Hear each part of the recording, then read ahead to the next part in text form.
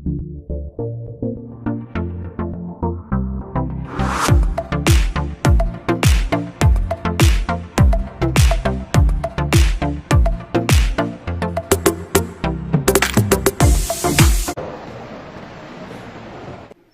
bangga sekali bisa bertemu dengan jamaah sekalian. Mudah-mudahan dipertemukan kembali di dalam surga Allah Subhanahu wa Ta'ala. Bapak Ibu jamaah sekalian, salah satu kemuliaan yang Allah berikan kepada kita adalah Al-Quran.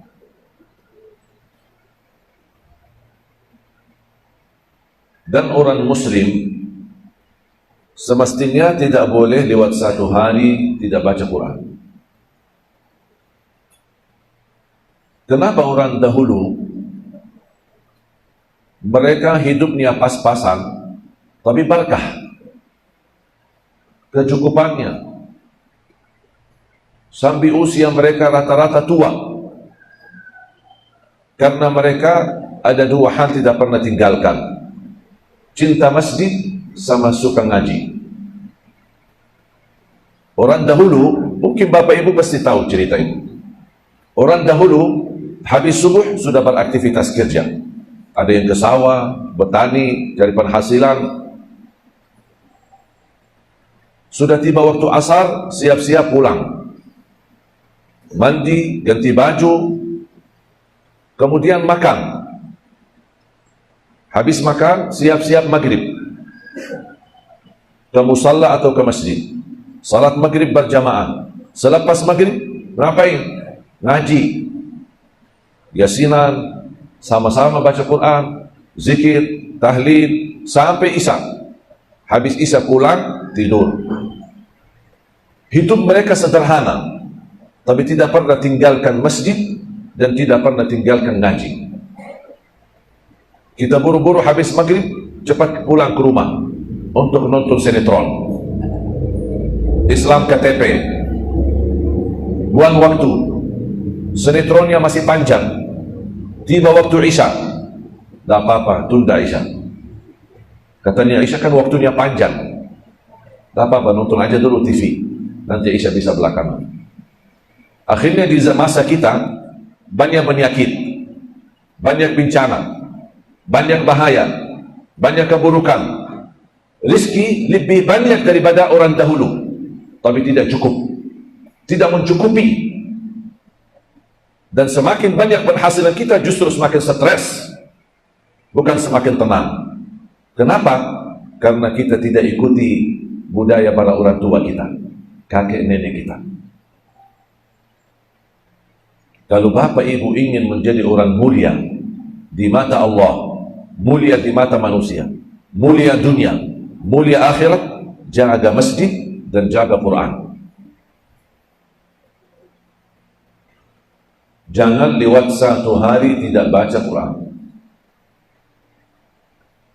Belum bisa baca, masih berbata-bata atau buta huruf, masih bisa simak, dengar, masih bisa dengar.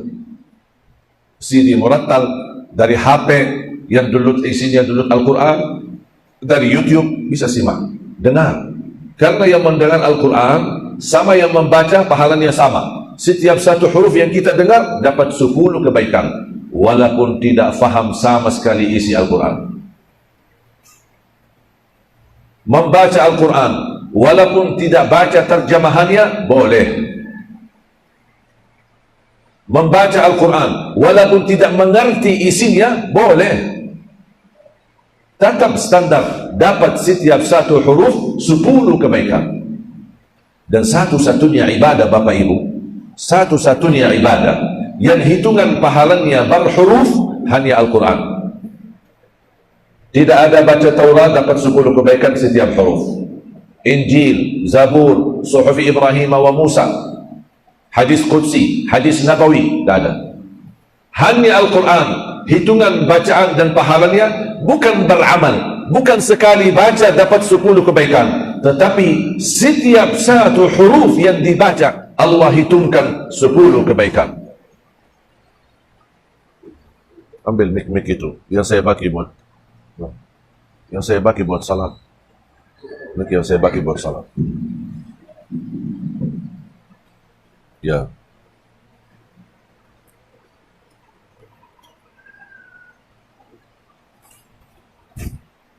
Kalau kita salat, mendapatkan setiap kita salat, mendapatkan 10 kebaikan. Tes. Ini kenapa tadi? Ini kenapa ini? Ini kenapa? Tidak bisa.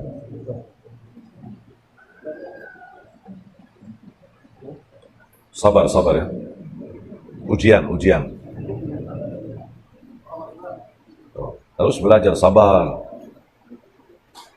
Paham kok panitia ini kok sampai mic tidak bisa urus ya. Jangan begitu bicara. Sabar. Kita ambil selalu hikmah.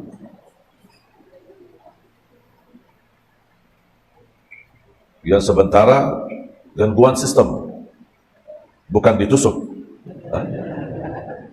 Jadi sabar. Kita harus belajar sabar. Ujian kecil, ujian besar, sabar. Dihina, dicaci maki, difitnah, sabar. Apapun ujian yang kita hadapi, harus kita ingat Nabi Muhammad sallallahu alaihi wasallam. Kalau kita selalu membandingkan ujian kita dengan ujian Nabi Muhammad, pasti ujian kita jadi ringan. Karena Nabi Muhammad lebih berat ujiannya. Pernah nggak Bapak Ibu, ketika lagi salat di masjid, di saat sujud, ada orang bawa kotoran sapi dan buang di atas kepala kita? Pernah nggak? Pernah? Ya Pak? Belum? Ibu belum? Berarti belum diuji. Kita belum diuji. Karena Rasulullah sallallahu alaihi wasallam pernah di saat sujud di depan Ka'bah, datang kuffar Quraisy membawa kotoran unta di atas kepala Nabi Muhammad sallallahu alaihi wasallam. Nabi Muhammad terkejut, salam, dan tidak marah. Sampai datang anaknya Siti Fatimah yang membersihkan, sampai dia menangis. Dan kata Rasulullah, wahai anakku, jangan nangis. Akan Allah sempurnakan agama ini di muka bumi. Sabar. Kalau Rasulullah SAW menolong dan tidak sabar, Islam tidak bakal sampai kepada kita. Kita bisa sekarang Islam, keluarga Islam, anak kita Islam, orang tua kita Islam, karena Nabi Muhammad sabar. Sampai disempurnakan dakwah, disempurnakan agamanya di muka bumi. Digoda, dihina, diancam mau dibunuh, bahkan sahabatnya hampir banyak yang dibunuh, tapi Rasul tetap sabar. Ujian. Dan ingat, semua ujian akan berlalu. Tidak ada ujian yang selama-lamanya.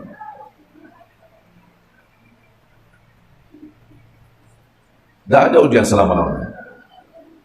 Hari ini sakit, insya Allah satu saat sehat.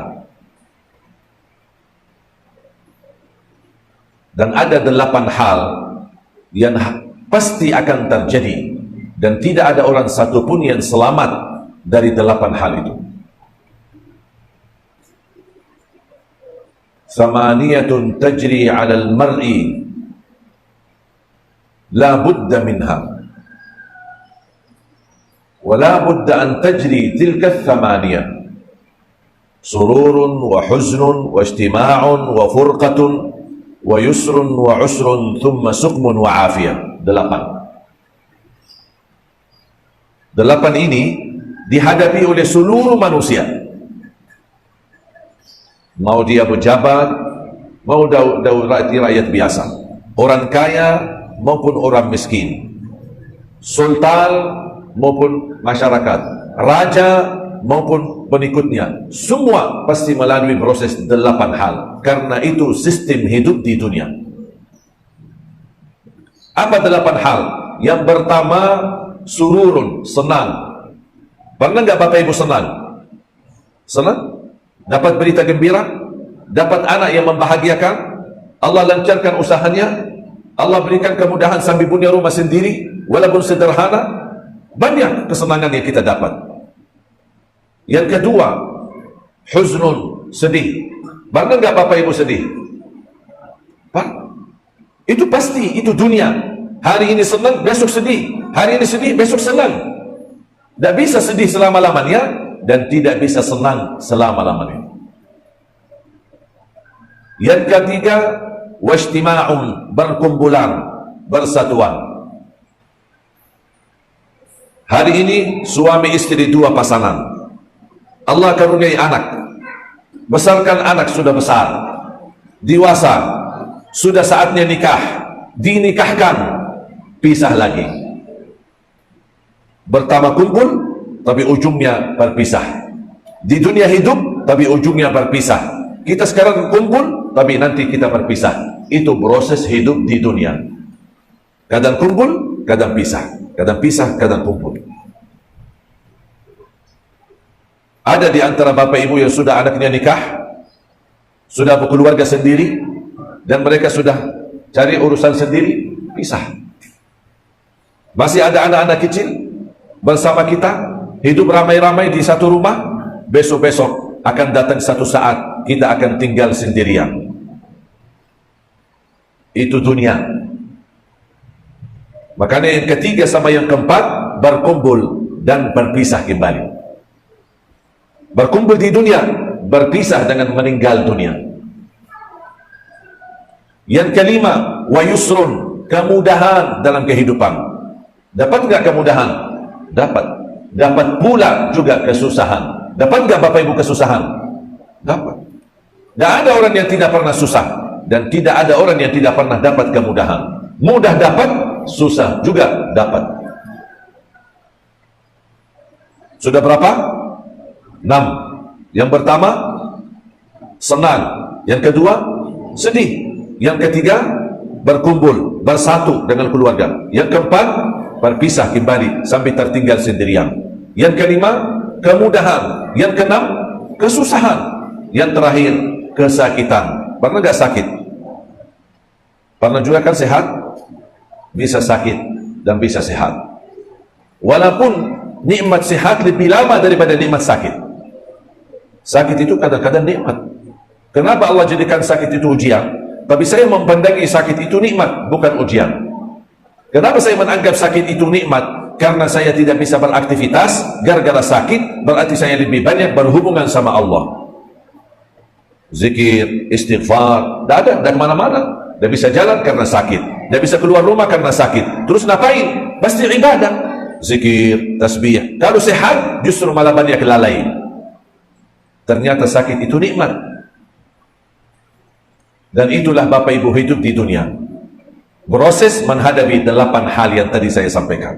Tidak ada satupun orang yang tidak mendapatkan 8 hal itu.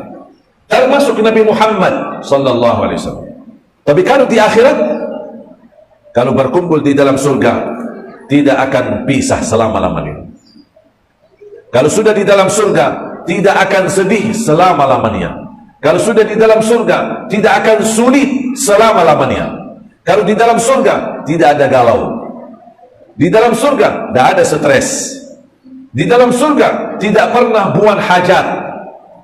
Sampai mohon maaf, buang air besar, tidak akan terjadi selama-lamanya di dalam surga.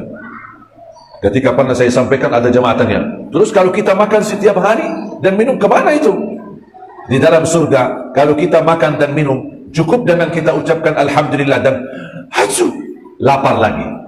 Sudah selesai. Karena surga bersih, tidak boleh ada kotoran. Subhanallah. Di sini makan sedikit, mau ke WC.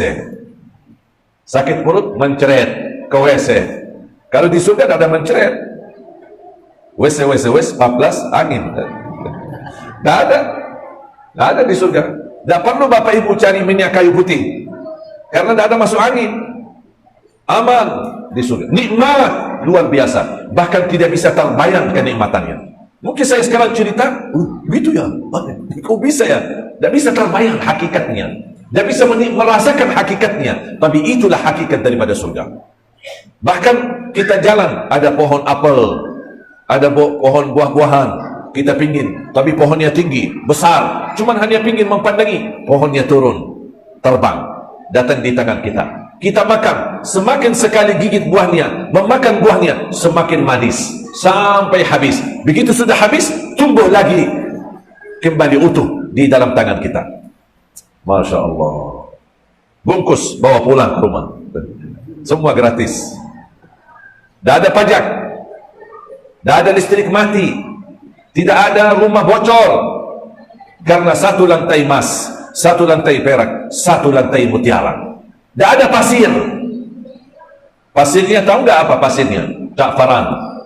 Ja'faran, sebuah daun yang berwarna merah, ketika dimasukin ke dalam air menjadi warnanya agak sedikit ke kuning. Itu namanya ja'faran. Ja'faran itu pasirnya surga. Ada nggak batu di dalam surga? Ada. Berlian sama mutiara. Itu batunya. Tidak ada batu kita saling lempar. Ada berlian sama mutiara. Subhanallah. Jalan di atas semua. Ada tempat berenang, ada sungai susu, sungai madu, sungai air yang bersih dan jernih, dan juga sungai khamar. Iman ada khamar di dalam surga? Ada, tapi khamar lazat, bukan khamar yang bikin mabuk. Semua di dalam surga sempurna, baik, dan tidak ada efek sampingnya. Tidak ada flu, tidak ada sakit kepala, tidak butuh cari obat Panadol untuk hilangkan sakit kepala. Tak perlu ke dokter gigi untuk periksa gigi kita. Sehat selama-lamanya, afiat selama-lamanya, sempurna selama-lamanya, bahagia selama-lamanya. Tidur pun jadi nikmat. Mimpi enak makan, ingin mendapatkan makan. Pas mimpi, mimpi ikan. Bangun, ikan sudah di depan mata. Mau ikan apa? Bakar? Semua nikmat. Subhanallah. Ada seorang tanya kepada gurunya, wahai guru, tolong jelaskan kepada kami indahnya surga, kenikmatan dalam surga, agar kami semangat menjadi ahli surga dan terus memohon kepada Allah menjadi ahli surga. Apa kata guru dan ulama itu? Cukup keindahan surga, di dalamnya ada Nabi Muhammad. Sudah cukup. Kata guru itu, cukup keindahan surga, adanya Nabi Muhammad di dalamnya. Masya Allah. Bayangkan Bapak Ibu, kita berkumpul dalam surga. Tahu nggak apa salah satu obrolan kita apa? Pak, ingat nggak waktu saya datang ke Masjidus Salam? Ya ingat, saya datang isi ceramah. Allah kasih kita ingat semua cerita-cerita di dunia. Subhanallah. Ayo Pak, Ibu, ayo kita jalan-jalan. Mau kemana? Ya jalan-jalan di surga. Kita menikmati. Ayo kita silaturahim. Mau silaturahim kemana? Nabi Muhammad sallallahu alaihi wasallam. Bapak Ibu senang nggak? Mau nggak ziarah Nabi Muhammad? Silaturahim Nabi Muhammad. Datangin Nabi Muhammad. Duduk bersama Nabi Muhammad. Mencium tangan Nabi Muhammad. Mohon maaf, kita di Indonesia adanya banyak kuburan dan makam para wali. Kita datangin makam para wali aja senang dan bahagia. Apalagi kalau kita datangin makam Nabi Muhammad sallallahu alaihi wasallam. Lebih lagi kebahagiaan kita datangin Nabi Muhammad itu sendiri kalau sudah di dalam surga. Masya Allah. Makanya Bapak Ibu, jangan sampai terhalang dari surga. Jangan sampai terhalang dari surga. Salah satu taman surga di dunia adalah majlis ilmu. Ini sekarang majlis seperti ini, belajar ngaji, duduk sama guru, sama ulama, belajar ilmu, itu taman surga. Yang suka datangin taman surga di dunia akan dijamin masuk surga Allah di akhirat. Makmurkan masjid, cinta majlis ilmu, datangin ulama, belajar agama, belajar Quran, itulah surga di dunia. Bukan kata saya, tapi kata Rasulullah sallallahu alaihi wasallam di hadis yang sahih, "Idza ra'aitum riyadal jannati farta'u." Qalu, "Wa ma riyadul jannati ya Rasulullah?" Qala, "Hilaqul ilmi wa hilaqul dzikr." Kata Rasulullah kepada sahabatnya, kalau kalian ketemu dengan taman surga, mampirlah. Sahabat tanya, "Ya Rasulullah, apa itu taman surga?" Kata Rasulullah, taman-taman surga di dunia adalah majlis ilmu dan majlis zikir.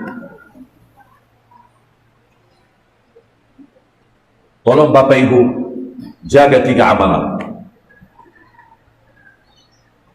Jangan tertinggal ayat kursi setiap habis salat. Hafalkan ayat kursi? Bisa? Dibaca habis salat selalu atau kadang-kadang baca, kadang-kadang lupa? Baca terus kan? Tahu nggak pahalanya apa? Sudah tahu pahalanya belum? Belum. Rasulullah sallallahu alaihi wasallam bersabda, "Man qara'a ayat al-kursi dubra kulli salatin laysa bainahu wa bainal jannati illa yamut." Barang siapa yang membaca ayat kursi setiap habis salat, dijamin masuk surga. Masya Allah. Saya sering sampaikan ke jamaah, ke dalam kesibukan apa saja, ada urusan penting, ada urusan mendadak, mau buru-buru habis salat di masjid atau musalla, mau cepat pulang karena ada urusan, usahakan jangan tinggalkan ayat kursi habis salat. Habis baca ayat kursi, tak apa-apa, pergi, jalan, tinggalkan masjid, tetapi sambil jalan, kita lanjut sisa-sisa zikir. Subhanallah 33, Alhamdulillah 33, Allahu Akbar 33, tak apa-apa, sambil jalan, jalan kaki atau naik motor. Tapi, ayat kursi jangan sampai tertinggal atau terlupa. Jaminan masuk surga dengan ayat kursi. Bahkan kata Rasulullah, dan tidak ada sesuatu yang mampu menghalanginya masuk surga. Itu berkat ayat kursi. Yang kedua, ayat kursi dibaca di saat mau tidur, akan dijaga oleh Allah dan tidak didekati oleh syaitan. Bapak ibu mohon maaf, anaknya terlanjur tidur, belum baca ayat kursi, tak apa-apa, bapak atau ibu bacakan ayat kursi sambil usap kepalanya. Insya Allah dijaga oleh Allah dan tidak didekati oleh syaitan. Jelas? Amalan yang kedua, jangan tinggalkan salawat kepada Nabi Muhammad sallallahu alaihi wasallam. Kalau bisa minimal setiap hari 100 kali. Itu minimal. Karena sekali kita salawat kepada Nabi Muhammad dapat 10 kali rahmat. Berarti kalau 100 kali berapa rahmat? 1000 kali rahmat. Salah satu wasilah Allah mengangkat bala dan mengangkat corona, kita harus undang rahmat. Kalau ada rahmat, tidak ada bala. Bagaimana kita undang rahmat? Berbanyak salawat. 1 kali salawat akan mengundang 10 kali rahmat dari Allah. Berarti kita butuh tingkatkan salawat. Bagi Sayyiduna, boleh. Tidak bagi Sayyiduna, boleh. Salawat yang panjang, boleh. Salawat yang pendek, boleh. Mana Bapak Ibu bisa? Boleh. Faham? Yang terakhir, yang ketiga, amalan yang ketiga, jaga sedekah subuh. Jaga sedekah subuh. Maksudnya apa sedekah subuh? Habis acara atau habis salat di masjid, jaga sedekah subuh. Mungkin agak susah cari orang miskin, anak yatim di subuh hari. Tak apa-apa, kita simpan kotak amal di rumah kita. Mulai hari ini, Bapak Ibu taruh di rumah. Suami punya 1, istri punya 1, anak-anak masing-masing punya 1. Dan setiap habis subuh, sebelum beraktivitas, isi sedekahnya. Berapa harus isi? Bebas. Tapi ada satu rahasia dari berkahnya sedekah subuh. Ketika Bapak Ibu isi kotak amal di subuh hari, mohon jangan lupa berdoa. Saya yakin Bapak Ibu suka bersedekah, suka berbagi, tapi sering kali kita lupa doa. Padahal saat kita bersedekah dan berdoa, doanya dijamin makbul dan hajatnya pun diterima. Bagaimana caranya? Begitu isi sedekah subuh, ya Allah, aku mohon dengan berkat sedekah subuh ini, anugerahkan kepada aku keturunan penghafal Al-Quran. Ya Allah, dengan berkat sedekah subuh ini, sembuhkan penyakit orang tuaku yang sedang sakit. Ya Allah, dengan berkat sedekah ini, titipkan pahala sedekah ini untuk kedua orang tuaku yang sudah wafat. Ya Allah, dengan berkat sedekah ini, mudahkan ya Allah rezeki yang berkah untuk bisa ke tanah suci, haji dan umrah dan ziarah Nabi Muhammad sallallahu alaihi wasallam. Wallahi dahsyat. Sedekah subuh dahsyat. Apapun hajatnya. Kalau boleh saya usulkan, ketika isi sedekahnya fokus satu hajat. Jangan kita isi sedekah subuh, isi sedekahnya koin-koin, tapi doanya sampai terbit matahari. Lama banget. Malaikat bingung. Apaan kudu? Sedekahnya cuma teng, tapi doanya lama. Harus sesuaikan. Hajat kita seperti apa? Disesuaikan sedekahnya. Bukan Allah tidak bisa menampulkan semua hajat kita, tapi seharusnya kita malu. Kita bagi kepada Allah cuma koin dan kita minta panjang lebar. Malu kita sama Allah. Makanya berilah pada Allah yang luar biasa, akan Allah kabulkan hajat luar biasa. Tapi kalau kita beri kepada Allah yang biasa, jangan minta yang luar biasa, harus biasa-biasa saja. Jelas? Berarti berapa amalan? 3. Jangan tinggalkan ayat kursi setiap habis salat dan ketika mau tidur. Sudah tahu pahalanya kan? Yang kedua, jangan tinggalkan salawat kepada Nabi. Bagi Sayyiduna boleh, tidak bagi Sayyiduna boleh. Minimal berapa? 100 kali. Yang terakhir, sedekah subuh. Dijaga, menjadi wasilah doa kita, wasilah untuk anak kita, dan insya Allah Allah akan berikan pahala sedekah kita yang dengan pahala yang sampai hari kiamat tidak terputus. Siap? Sebelum Bapak Ibu saya tutup doa, saya akan serahkan kepada panitia. Mohon Bapak Ibu jangan kemana-mana, sesaat lagi kami kembali.